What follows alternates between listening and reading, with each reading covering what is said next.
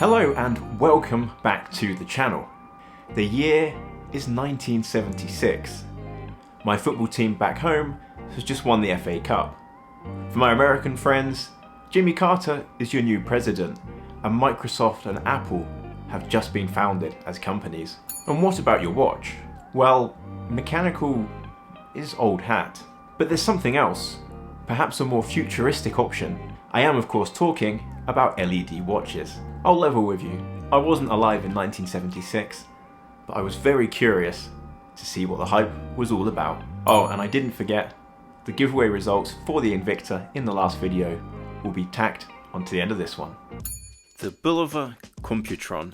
A shorter review today because a watch with no moving parts is not that interesting to watch on film, and actually it's quite a simple watch in principle anyway. So let's take a look at specifications first of all. We have a mineral crystal over the top of the LED display, an unnamed quartz movement, a 19mm lug width and a 31mm case width. 65 grams is what I weigh it as, 14mm at the top of the trapezoidal case.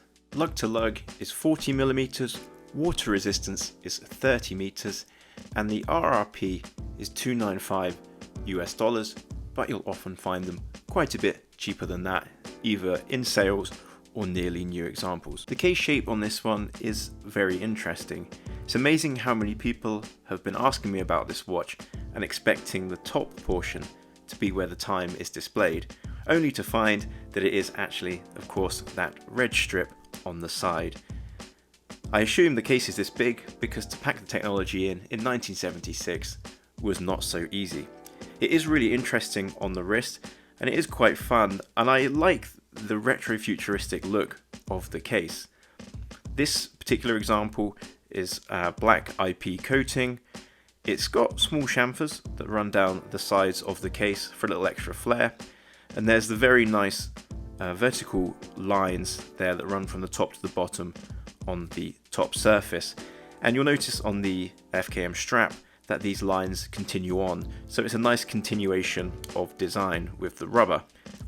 Looking at the size of the case, there is the one button that you'll push to tell the time and change the modes, and on the other side you'll see a small indentation which basically puts it into time setting mode. The strip of mineral crystal looks suitably 70s to my eyes, and you'll see the Bulova logo in the bottom right hand corner, which is a nice touch on this one, and I think true to the original. On the case back, there is 4 screws holding the case back in, and there's a battery hatch there with the little coin slot, so you can change the battery yourself, nice and easy. It's my understanding that LEDs drain the battery very quickly, and that's why they ended up being phased out. The 19mm rubber actually extends out to 25mm at the bottom of the case, so I probably wouldn't bother changing this, I think, unless it absolutely wears out and gets a bit disgusting. It suits the style of the watch. It's almost like an integrated rubber, and of course if you buy the metal bracelet options you get the same shape, so you'll get a 19mm lug width and then immediately it extends out to 25mm at the base of the watch case. The rubber itself, I know it doesn't cost a lot of money to make a great rubber strap, but this is a great rubber strap. It's super soft, super comfortable, and I have absolutely no qualms with comfort and with wearing it all day long. It's amazing how many watch brands get rubber straps wrong and end up with something uncomfortable despite the relative low cost of this. Nothing fancy to look at with the keeper. It's got Bulova stamped in there, and it is also IP black. So to tell the time, you tap the button once on the right hand side and you'll be presented with the time, which will display for about 5 seconds or so. If you tap it once and then tap it again, you'll get running seconds. One more tap, you'll get the date. Another tap, you'll get the day of the week. And then finally, you'll get a second time zone, and for me, that is set to back home in the UK. So despite having only one button, it's nice to have a few different options here, and the second time zone is a great feature for me. Visibility on this watch, as you can imagine at night, it's fantastic. If you're going out into a cave for 12 hours, take this one and you'll never be left wondering what the time is. However, in direct sunlight, full brightness, I have found it quite difficult to tell the time. It's okay on a slightly cloudy day, it's okay indoors, it's always very legible, but just in that full direct sun, it can be a little bit dim and a little bit difficult to read. And how does it wear on the wrist? Well, it's incredibly comfortable.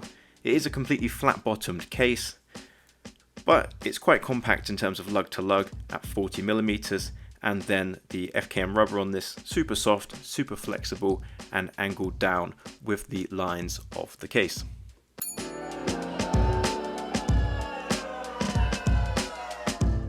Two gripes with this one today. First of all, the fact that you have to keep pushing the button to tell the time becomes tiresome quickly. I don't see why Bulova couldn't have fitted a sensor inside, so when you raise your arm, the time is automatically displayed.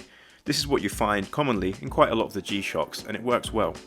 Second gripe, fingerprints, oh, and yeah, a few more fingerprints just around that button.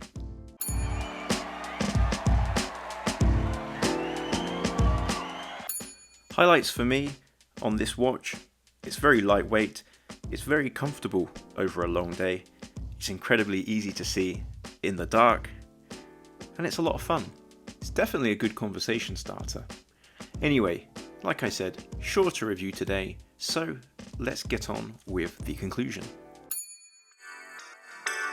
Yes or no, this is your last chance, no beating around the bush. So where am I with the Bulova Computron? Well, I think it's good fun as an occasional wear, as an interesting piece of nostalgia and history. I absolutely wouldn't recommend it as a daily wear. I think its limitations and the irritation that you'll find constantly having to push the button to read the time would make you learn to hate it rather than learn to love it as an everyday wear.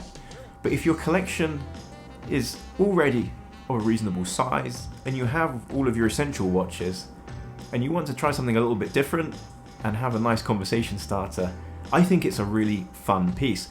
And that's where it sits for me. It's in the category of non-essential but fun and interesting pieces. I also think you have to be careful with these not to spend too much money for something that you're not going to wear all the time. I know the Hamilton one is priced quite high, and unless you're going to wear that every single day, I question where the value for money is.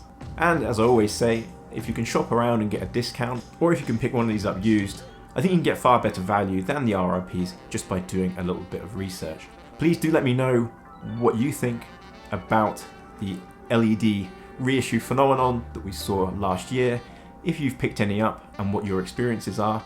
Maybe you had one of these back in 1976, and that would be really cool to hear as well.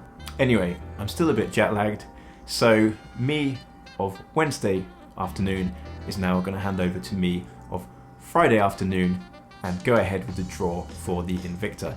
If you missed out this time, please subscribe to the channel, and next milestone I will of course do another giveaway. Thank you so much, and I'll catch you on the next one. Cheers. Welcome along to my desktop. So we're not going to count replies, just the standard first comments on this one. Of course it's a random comment picker, as is the way with most YouTube giveaways. So 21 comments, that's a pretty good chance of winning, and picking the winner, David Eastwood. Congratulations to you, sir. So all I'll ask is if you could drop me an email. You'll find my email address on the contact tab on the main YouTube channel, and all I'll do is get you to verify by editing this comment. Once I've confirmed it's you, I'll get your address and the watch will be on its way.